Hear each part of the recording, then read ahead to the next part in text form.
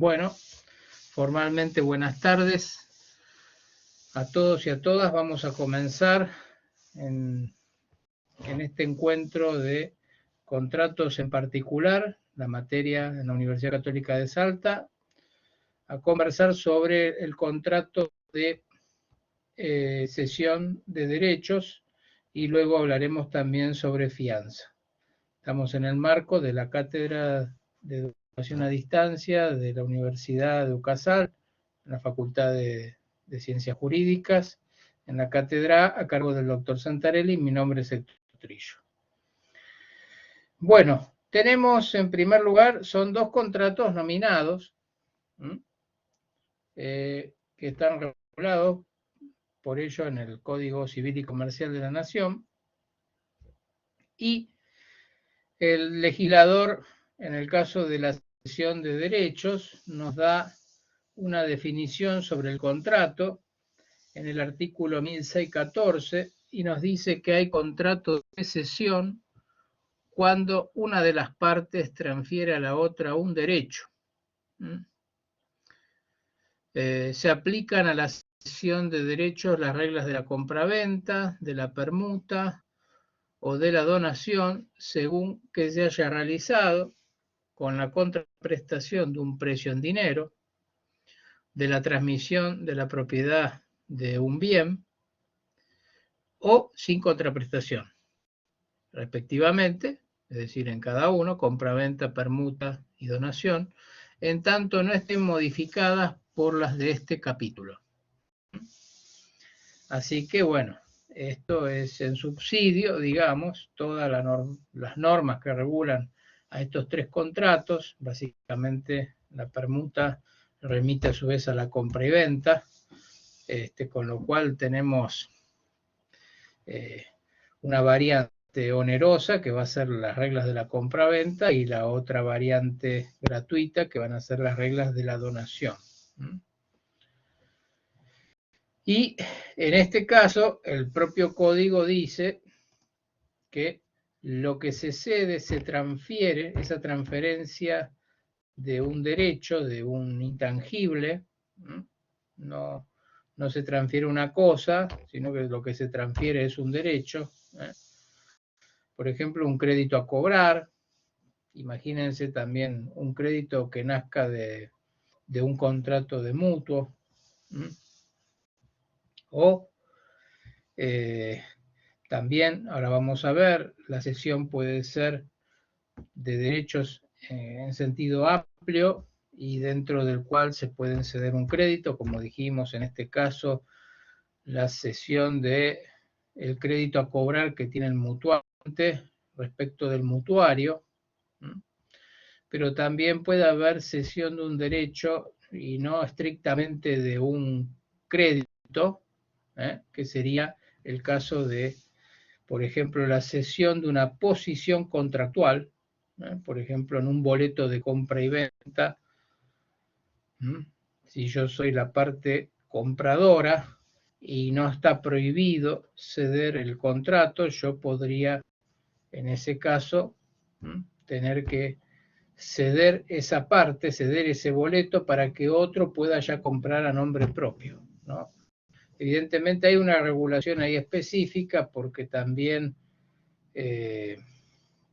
está participando la otra persona. Si yo me voy a desobligar, voy a necesitar también la conformidad de quien es mi acreedor sobre el precio, porque yo aparezco como un nuevo comprador, pero digamos, ahí lo que se cede, lo que yo quiero mostrarles a ustedes, lo que se cede es la posición de un contrato, ¿no? No se cede eso de un crédito, sino también se están cediendo obligaciones que tiene en este caso el comprador, en el ejemplo que dimos.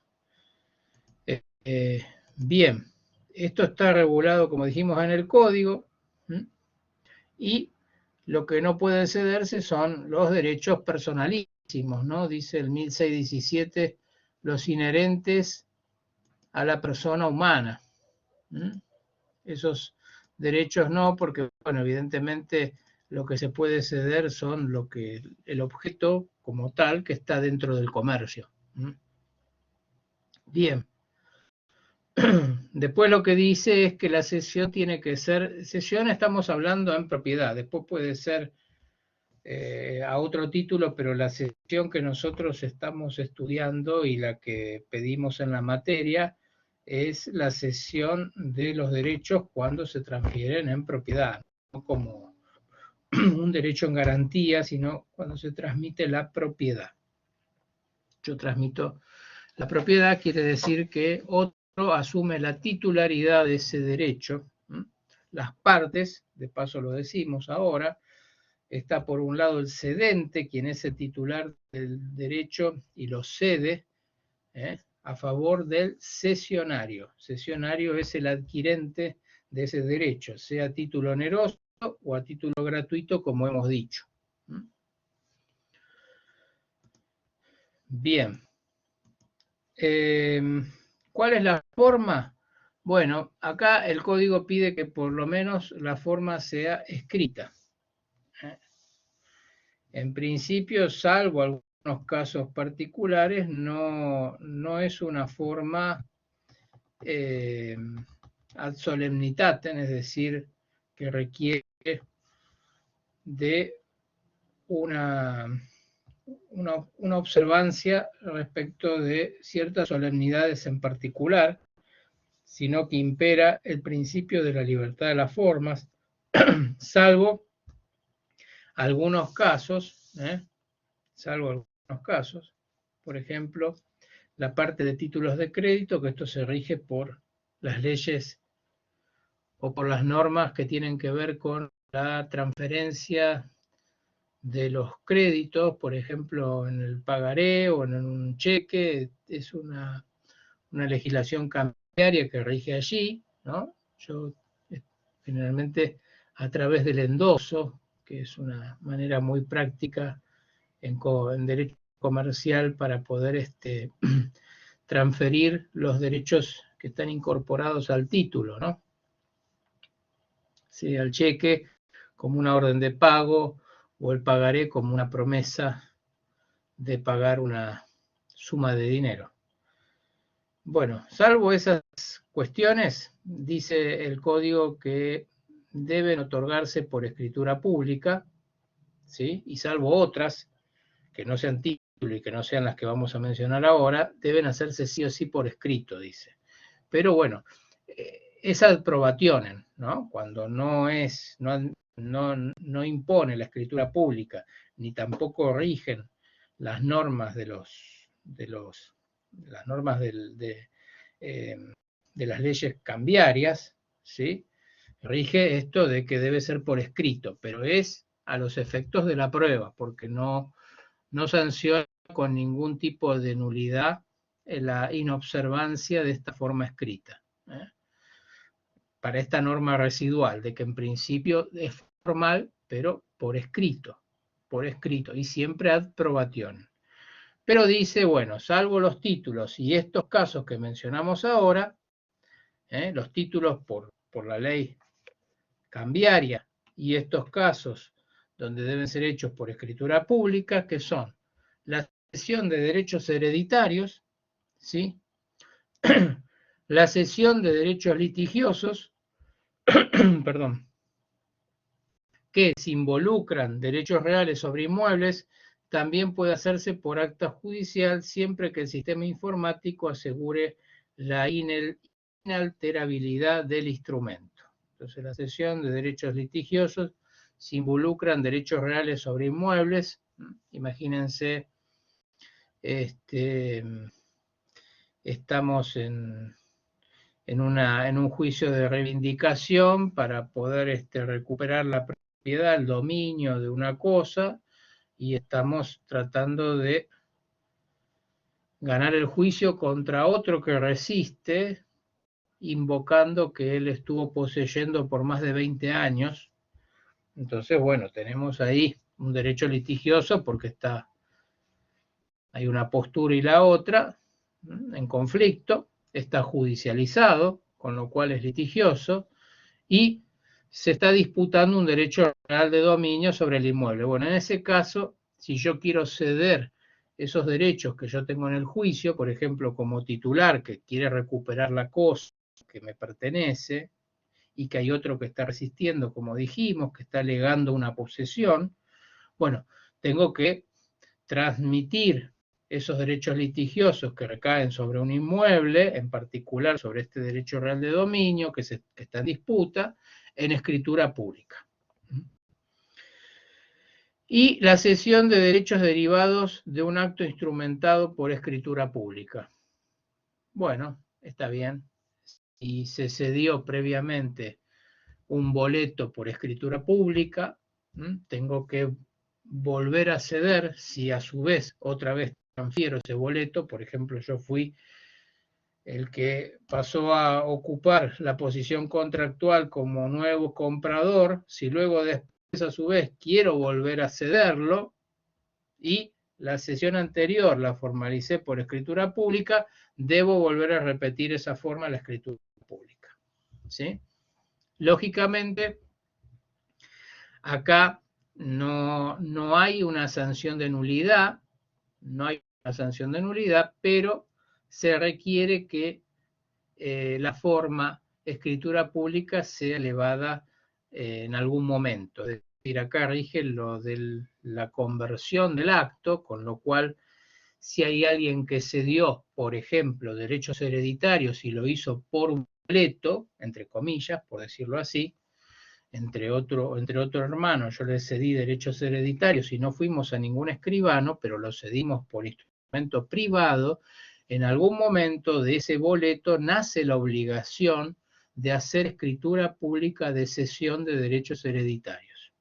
Luego deberá incorporarse al expediente sucesorio, a efectos de la publicidad, y a efecto que luego, después, se contemple esa cesión y los derechos que correspondía a quien cedió ahora también pasen en cabeza del cesionario, que es el adquirente de esos derechos hereditarios. Por ejemplo, si éramos 3 hermanos y adquirí la de uno de ellos y se dividía por tercios, entonces para tener un tercio por derecho propio, hereditario propio, y el otro que adquirí por cesión, para anotar esos 2 tercios voy a tener que acreditar en el expediente sucesorio la escritura de cesión para que 2 tercios del bien que se inscriba y que estaba en la sucesión ahora pasen a mi propiedad, a mi dominio, cuando se anote en el registro respectivo, si se trata de un bien registrable, ¿no? Bien. ¿Cuál es la obligación del cedente? Cedente es como si fuera el vendedor en la compra-venta. Y cesionario es aquel que sería el comprador. Y si es a título gratuito, porque por ejemplo yo también puedo ceder derechos hereditarios a título gratuito, puedo ceder derechos litigiosos a título gratuito, puedo ceder un mutuo, entonces aplican las reglas de la donación. Mirá, el crédito que nace de este préstamo de dinero, en el cual yo soy acreedor porque soy mutuante, se lo voy a donar, entre comillas, se lo voy a ceder gratuitamente porque es un derecho, no transmito la propiedad de una cosa, sino que transmito la propiedad, latus sensu, respecto de ese bien, de ese intangible, de ese derecho que transmito, de ese derecho a cobrar tantos pesos que surgen del mutuo, y lo puedo hacer en forma gratuita, con lo cual quiero donarle un crédito a alguien que yo quiera, digamos, favorecer con un acto de liberalidad, ¿no? Rigen acá el tema de la causa fin y las razones que llevaron a justamente a celebrar ese acto, en este caso a título gratuito. Bien, las obligaciones del cedente son la de entregar al cesionario los documentos del derecho cedido, lógicamente, que se encuentran en su poder. Y si la cesión es parcial, el cedente debe entregar al cesionario una copia certificada de dichos documentos. Lógicamente, puedo ceder todo el derecho que yo tengo como cedente, no puedo ceder más, pero puedo ceder todo o puedo ceder menos. Es decir, puedo hacer una cesión parcial. Bueno, y acá está el tema. ¿Cómo es respecto de los efectos del contrato? ¿Cuándo se tiene por celebrado el contrato? ¿Cuándo se tiene por concluido o por perfeccionado, como dice el código? Es decir, ¿cuándo queda otorgado el acto? Bueno, acá hay que diferenciar dos situaciones. La celebración y los efectos que surgen del contrato entre las partes y los efectos respecto de la sesión, de cuando se celebra, para que estos sean oponibles frente a terceros que no participaron como partes, ni tampoco como otra calidad, ¿no? Porque si son testigos, no pueden decir que son terceros de buena fe y que desconocían la sesión, ¿no? Estamos hablando de terceros que no conocen ese contrato que se celebró. Entonces, bueno, acá el legislador, de alguna manera, recurre a una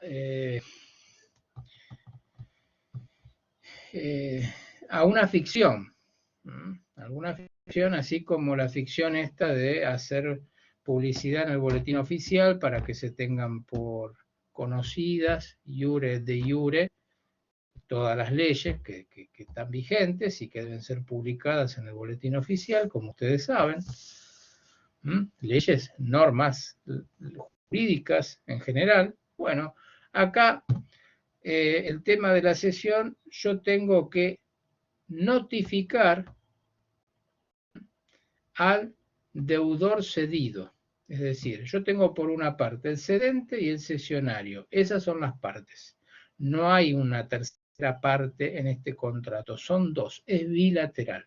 Puede ser oneroso, puede ser gratuito, como dijimos. Puede ser aleatorio, puede ser conmutativo. Bueno, depende. Depende. Si yo cedí y eran derechos litigiosos y no me hago cargo de ningún éxito, ningún resultado acerca de si va a tener suerte o no, como en el caso anterior, respecto del derecho de propiedad que está en disputa, evidentemente es aleatorio, porque podía haber, no se sabe con certeza si el juicio lo va a ganar aquel que cede, por eso es especulativo, alguien está comprando, entre comillas, más que un crédito o un derecho, está comprando un derecho en un juicio, está comprando un expediente, con todas las particularidades que tiene respecto a la prueba y demás, ¿no? Entonces, lo mismo que también algunos lo piensan en la herencia, ¿no? Cuando es una cesión de derechos hereditarios, algunos dicen, bueno, te cedo toda mi parte en el sucesorio respecto de un bien determinado, que eso es posible,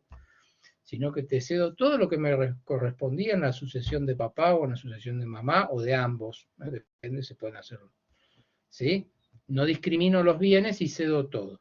Si después aparece algún otro bien que desconocía, bueno, ahí algunos discuten y dicen, bueno, en realidad si nada se especificó y uno cedía por un precio global todos los derechos que corresponden en el sucesorio, se entienden los que correspondían al momento del deceso de la persona, es decir, cuando murió el causante.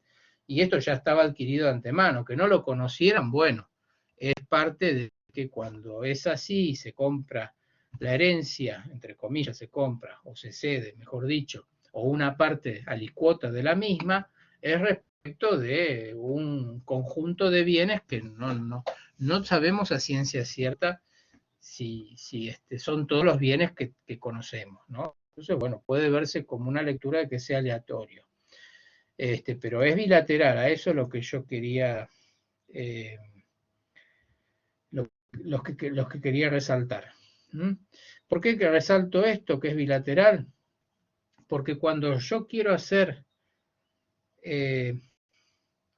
proyección de los efectos del contrato frente a terceros, la ley me dice, no basta con la celebración.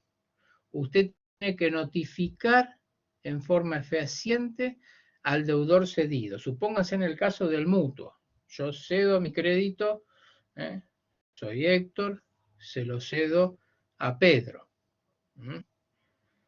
Y Ernesto me tiene que pagar a mí.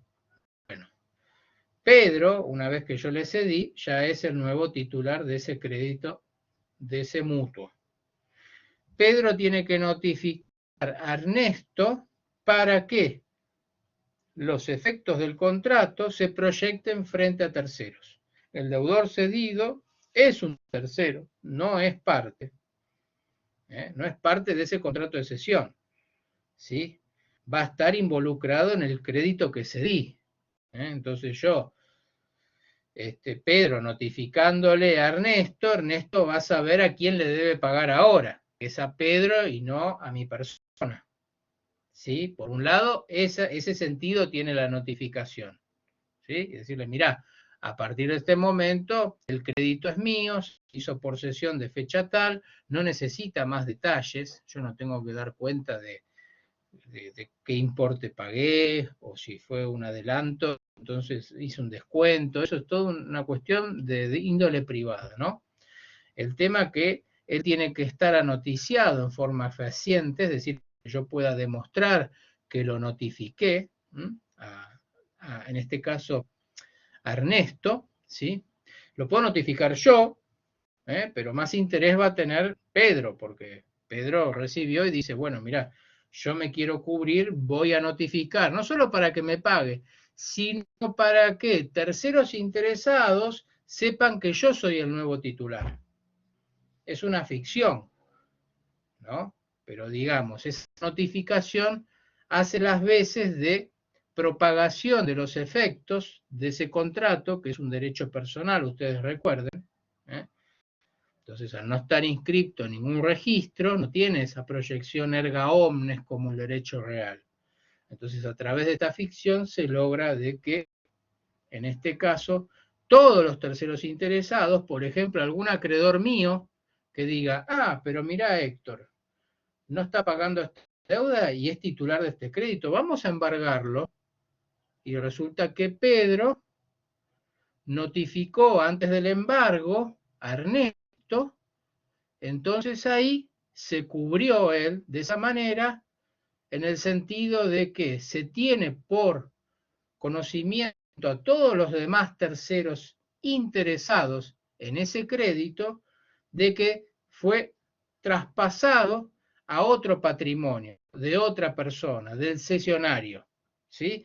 Entonces todos los que quieran atacar mi patrimonio, incluido ese crédito a cobrar que yo cedí, ya no lo podrán hacer si actuó rápidamente y con fecha anterior hizo esa notificación al deudor cedido, Pedro. Entonces, de esa manera se aseguró que su crédito ya le pertenece y que ningún acreedor de la persona que le hizo cesión va a poder atacar ese crédito. En este caso, en el ejemplo que dimos, ningún acreedor que me esté persiguiendo a mí por alguna deuda de cualquier otra naturaleza que yo tenga. ¿Se entiende? Esto es muy importante y está en el artículo 1620. Yo les diría que esto es esencial para cubrir y para dar seguridad jurídica al contrato, ¿no? Dice efectos respecto de terceros, fíjense ustedes, remárquenlo con letra negrita si quieren, porque es muy importante esto. La cesión tiene efectos respecto de terceros desde su notificación al cedido por instrumento público. Bueno, lo puedo notificar yendo con un escribano y labrando un acta, o lo puedo citar en el ejemplo que dimos a Ernesto y le digo, mirá, acá en este momento estamos con el escribano y va a labrar acta de que hicimos una cesión. O vení, firmá vos como testigo acá la sesión que hicimos por instrumento privado y firmá como testigo. O lo notifico por una carta documento donde voy al correo y de alguna manera ahí puedo acreditar que en tal fecha yo expedí una carta documento que fue recepcionada por el cedido.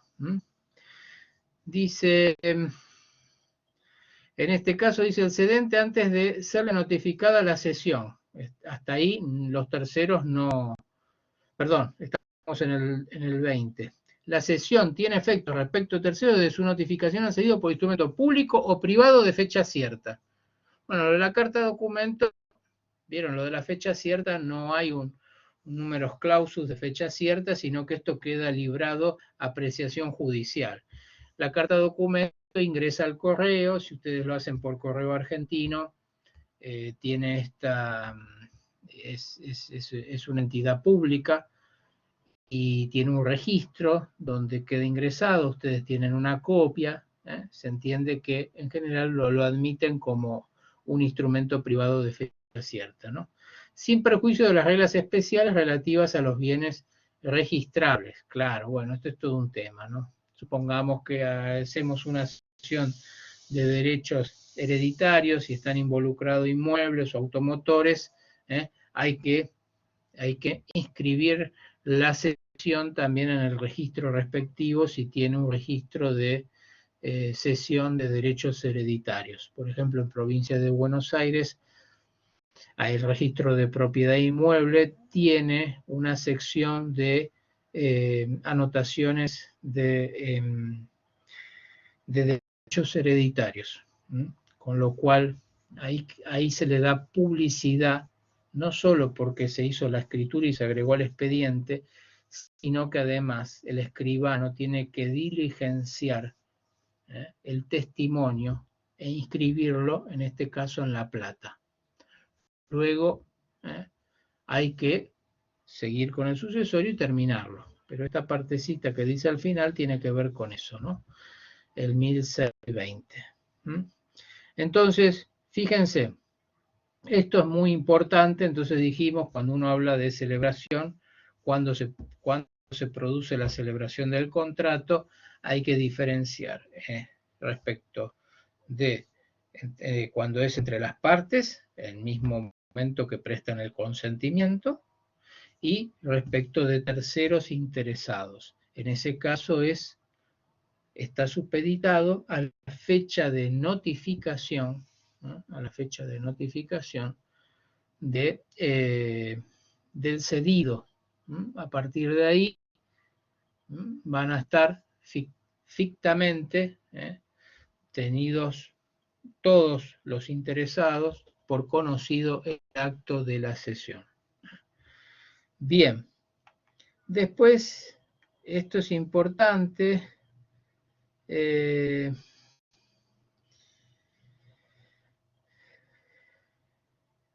fíjense, dice concurrencia de cesionarios. Este es otro supuesto también importante. Ahora vamos a ver, es otro matiz al anterior. Dice, en la concurrencia entre cesionarios sucesivos, la preferencia corresponde al primero que ha notificado la transferencia al deudor, aunque éste sea posterior en fecha. Fíjense qué importante es esto de notificar. Este 1022 da un supuesto donde yo cedí el crédito a varias personas simultáneamente, el mismo. Es totalmente un fraude, ¿no? Pero está poniendo un conflicto en que hay concurrencia de cesionarios, es decir, se presentan distintos acreedores de ese mismo crédito en ese contrato de cesión reclamando lo mismo. Dice, no, pero a mí me cedieron. Y el otro dice, no, a mí me cedieron antes. Entonces hay una disputa respecto del mismo derecho que fue cedido a varias personas en forma sucesiva.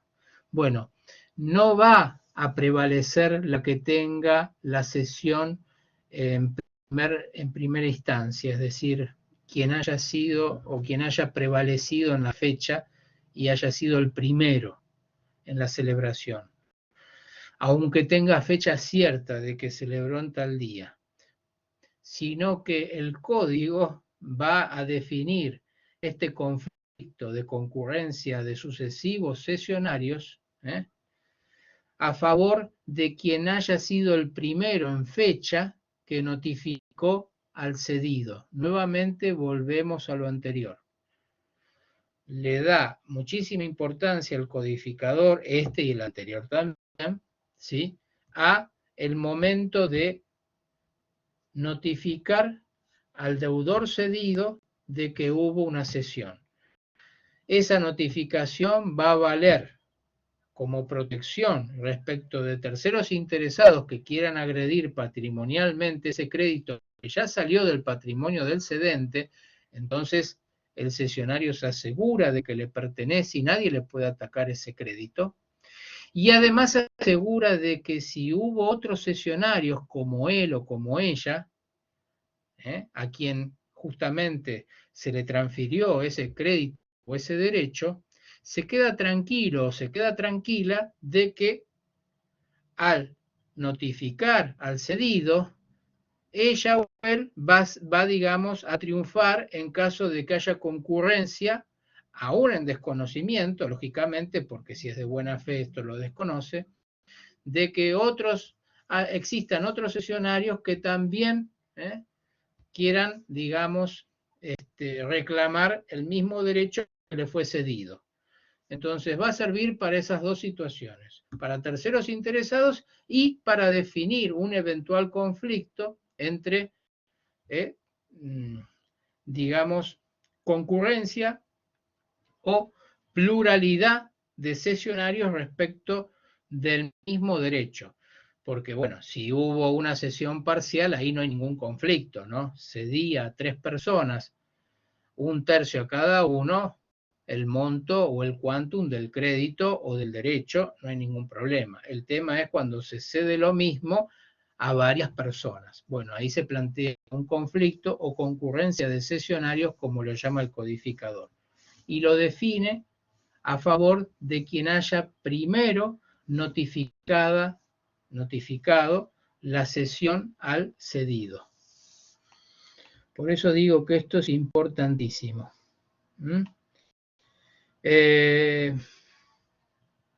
Bueno, después ustedes saben que acá en la cesión, bueno, hay cesión de deudas también, hay cesión, en la cesión esto de la cesión rige la garantía de evicción y más precisamente lo que, bueno, en el tema de las garantías, ¿se acuerdan cuando había por vicios ocultos o evicción, que era la garantía más que nada jurídica respecto a la legitimidad y a la extensión del derecho? Bueno, cuando es a título oneroso, ustedes saben, se aplica la evicción como garantía de los contratos onerosos. Acá está en el 1631, ¿sí? Que lo dice claramente, y en ese caso, salvo, como ustedes saben, salvo que se haya renunciado a la evicción, o por la propia naturaleza, porque sea litigioso, expresamente decimos que se renuncia, o porque se está, digamos, haciendo una cesión por un precio menor, lógicamente, ¿no? Pero no quiero asumir el riesgo,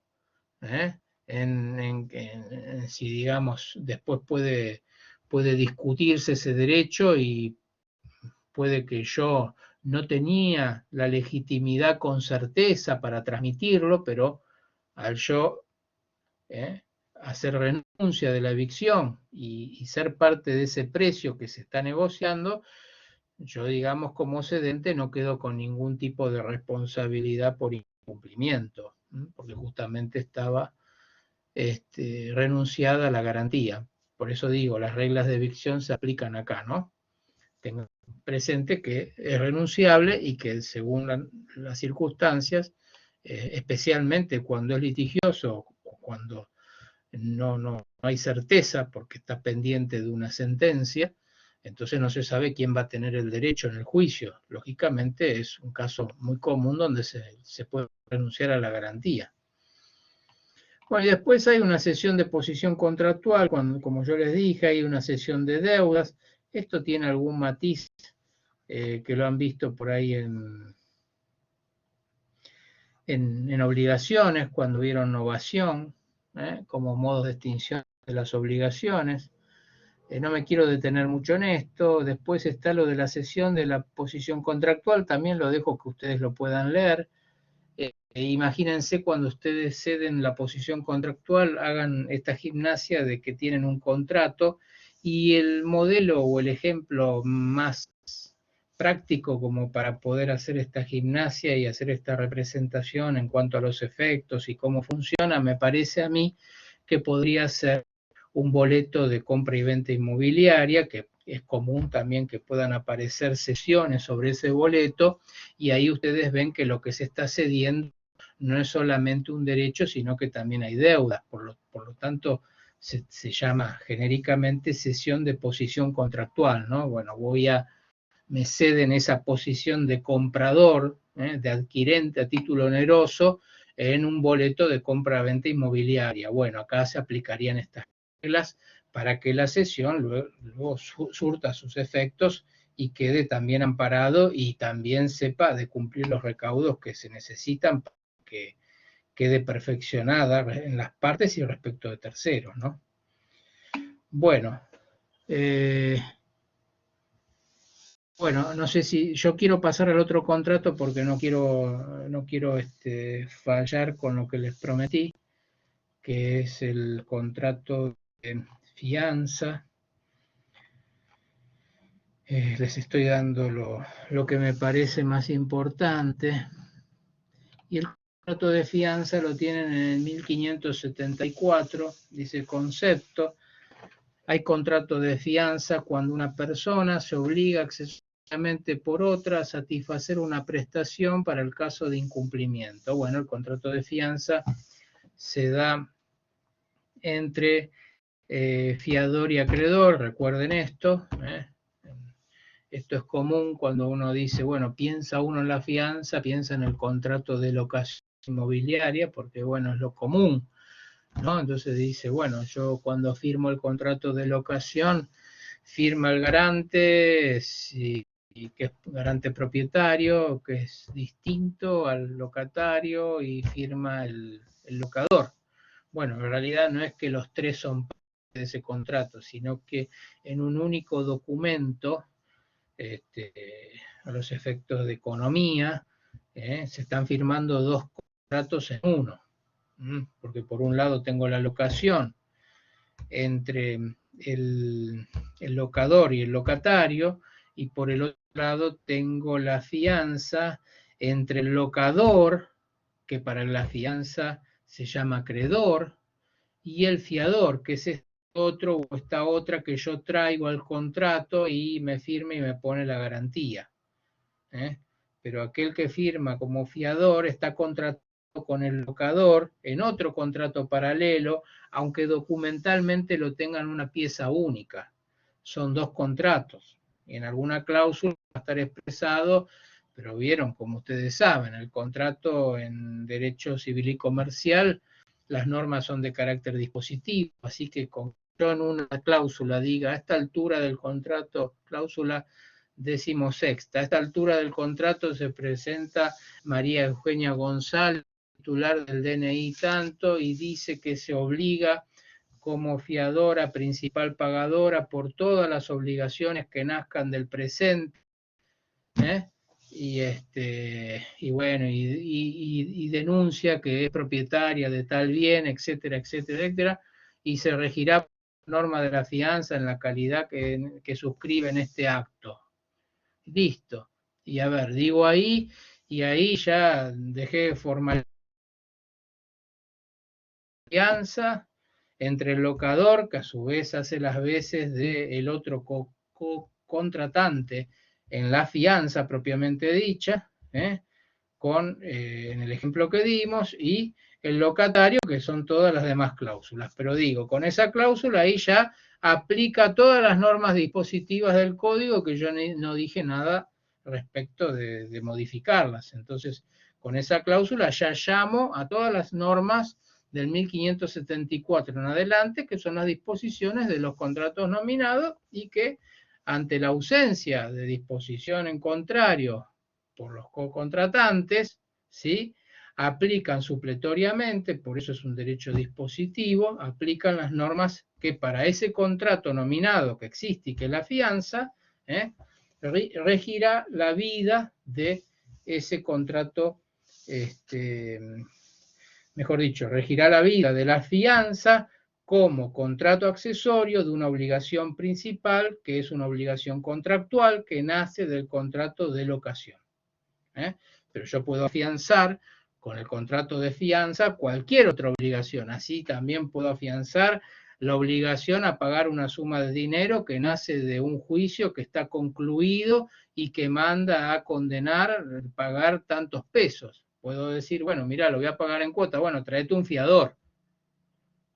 Y tiene una naturaleza judicial el crédito, porque fue controvertido y fue ganado en juicio. ¿Sí? Pero traemos un ejemplo. También puede ser una obligación de hacer que yo quiera garantizar, o de no hacer. Ahora vamos a ver, fíjense, dice el 1574 dice, si la deuda afianzada es de entregar cosa cierta, de hacer que solo puede ser cumplida personalmente por el deudor o de no hacer, el fiador solo queda obligado a satisfacer los daños que resulte de la inejecución, claro, lógicamente. Se obliga a hacer un cuadro y dice, bueno, a ver, garantízame que me lo vas a pintar. Y bueno, quiere que se lo pinte el cuadro fulanito de tal. Yo no voy a estar como fiador en caso de que se resuelva el contrato y haya que pagar daños y perjuicios, y bueno, voy a pagar yo, en caso que no pague quien incumplió, en forma, lógicamente, sin justa causa, ¿no? Es decir, incumplió y tiene que pagar daños y perjuicios. Bueno, en ese caso yo no voy a poder sustituir la persona y hacer un hacer porque es un hacer no fungible, es un hacer intuito personae de ese pintor, ¿sí? Pero igual, si se obliga a entregar granos, yo me puedo obligar a entregar granos. Son de cosas consumibles que puedo identificar el género y la especie en su calidad, entonces tengo que entregar una tonelada de granos. No, yo soy fiador y me comprometí a eso. En caso que no cumpla el obligado principal. ¿Por qué? Porque el contrato de fianza es un contrato accesorio. ¿Accesorio a qué? A una obligación principal, que no necesariamente tiene que nacer también de un contrato. Puede nacer de un hecho ilícito o puede provenir de una sentencia, como dijimos, o puede provenir de un contrato de locación inmobiliaria, para darles un ejemplo de la vida cotidiana y que todos generalmente en algún momento escuchamos o participamos también de esa operatoria, ¿no? De alguna manera, digo, participamos o como contratantes o como familiares o conocidos o amigos de quien firma un contrato y puso también como fianza o un tercero, ¿no? Respecto de ese contrato es tercero de locación, porque de la fianza es contratante. Bien, fíjense. Las obligaciones que pueden ser afianzadas, bueno, acá hay una particularidad que tiene que ver con la fianza general. Esto es una novedad del nuevo código, 1578. Dice, es válida la fianza general que comprende obligaciones actuales o futuras, incluso indeterminadas. En todos los casos debe precisarse el monto máximo al cual se obliga el fiador. Esta fianza no se extiende a las nuevas obligaciones contraídas por el afianzado después de los 5 años de otorgada. La fianza indeterminada en el tiempo puede ser retractada, caso en el cual no se aplican a las obligaciones contraídas por el afianzado después de que la retractación sea notificada al acreedor. Bueno, lo que quiso acá el legislador es que el fiador no firme un cheque en blanco, por decirlo así, ¿no? Es decir, bueno, yo firmo una vez y firmé en blanco y digo, bueno, va a afianzar todas las obligaciones que emerjan de la contratación que la empresa o la sociedad SRL tal haga en comercio exterior respecto del objeto social. Y uno de los directivos firma a título propio, no como representante legal de la sociedad, sino como fulanito de tal, dueño de la embarcación, de su casa quinta, etcétera, etcétera.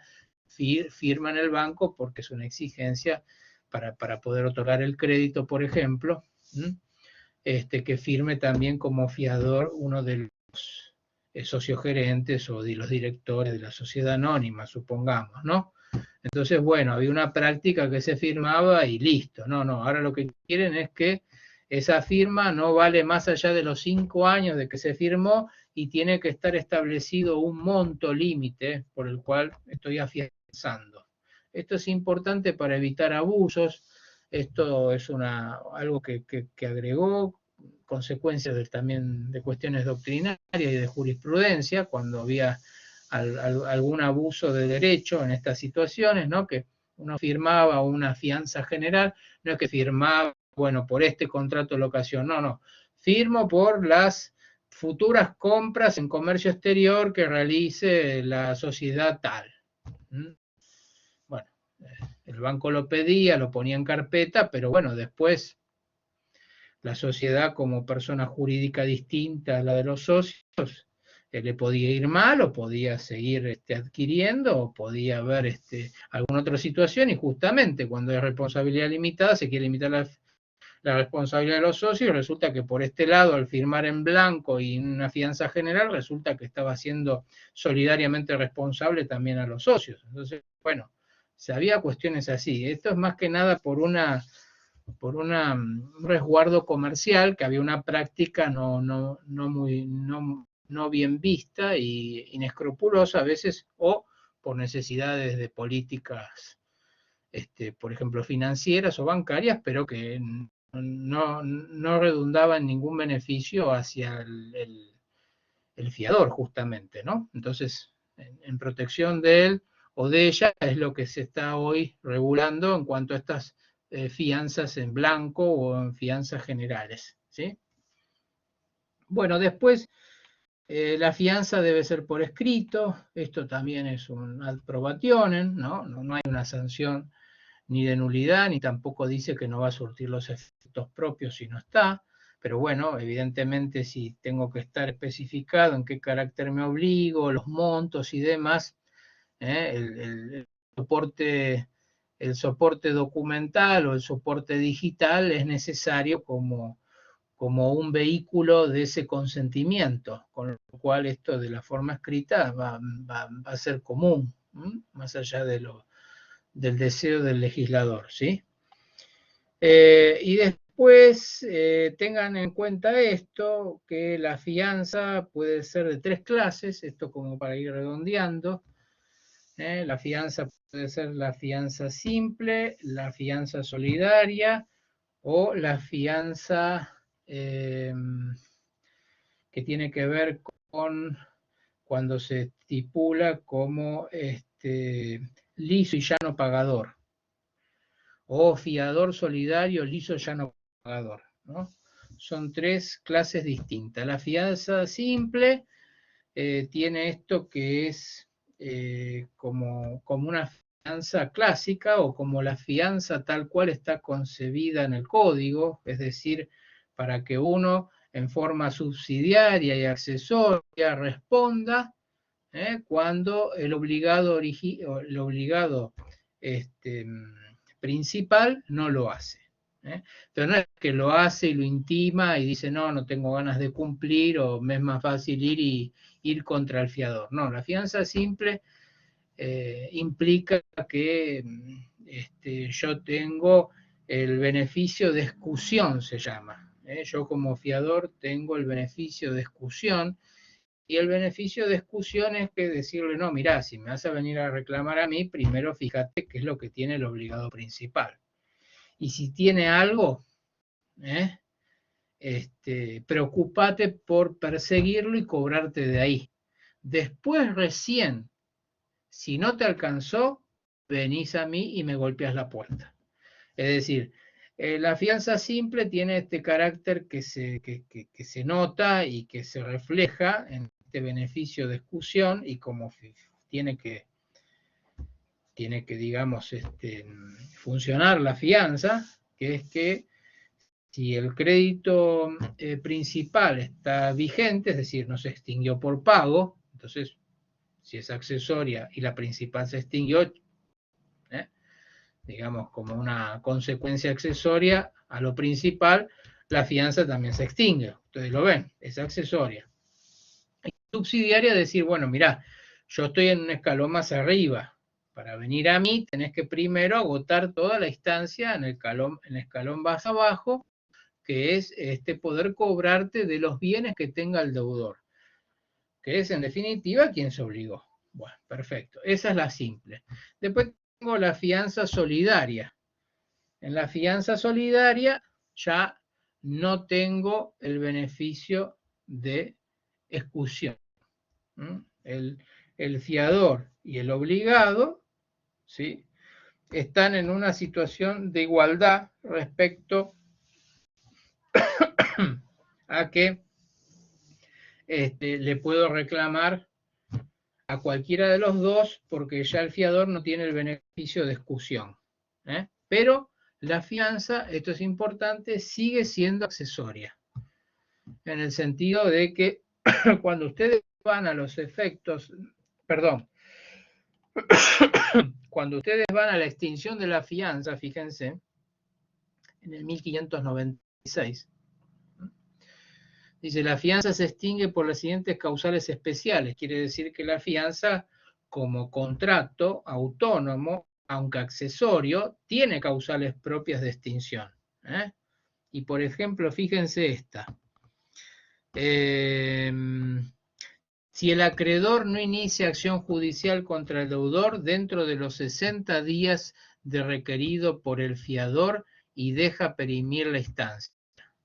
O deja perimir la instancia. Bueno, acá se trata de que no se sienta cómodo el acreedor de no iniciar ninguna acción, dice, bueno, total, tengo el fiador que es muy solvente.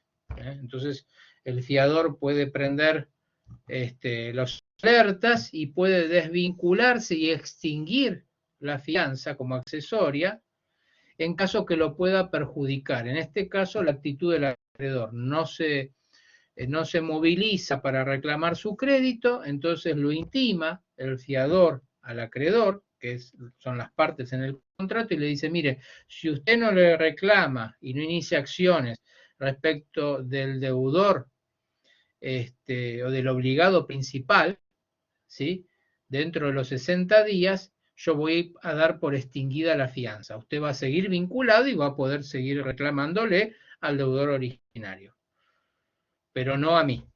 Este es un reflejo de que si bien puede reclamarle en igualdad a cualquiera de los dos, la fianza simple desde ya que lo tiene, porque es accesoria y subsidiaria, pero en la solidaria no es subsidiaria, pero sigue siendo accesoria. Entonces rigen estos principios que yo les digo acá, ¿sí? Es decir, la fianza solidaria, y esto recuerden, no tiene nada de obligaciones solidarias. La que se rige por el régimen de las obligaciones solidarias es la tercera clase o tercera categoría, que es cuando el fiador se obliga como liso y llano pagador o principal pagador. En ese caso ya de fiador no tiene nada. Ahí ya no hay fianza directamente. Es justamente, acá sí se pierde el carácter de accesoriedad y de subsidiariedad. Y se rige por las obligaciones solidarias, es decir, el fiador pasa a ser un codeudor solidario y se rige por el régimen que tengan las obligaciones solidarias, en este caso, solidaridad pasiva, ¿sí? Y que están en la regulación de clasificación de las obligaciones, cuando ustedes estudian con pluralidad de sujetos. ¿Cómo es este entramado? Entonces, básicamente, ahí ustedes tienen la distinción, las tres clases o las tres categorías, es muy importante que lo tengan presente, porque a la hora de tener que obligarse y de tener que asesorar ustedes a un cliente o de tener que analizar un contrato de fianza o un contrato principal, que como añadidura contiene también un contrato de fianza, ustedes tienen que poder discernir de qué clase de fianza se trata para saber cuál es el régimen legal aplicable. Todo esto está en la regulación de la fianza que acabamos de ver. Bueno, básicamente eso es lo que me parece esencial como para que ustedes puedan ahora ir y comprender y poder leer y poder profundizar, pero tienen, digamos, el piso de conocimiento como para poder comprender ahora una lectura tanto de la cesión como de la fianza en los contratos y en los manuales que ustedes tengan a mano, ¿no?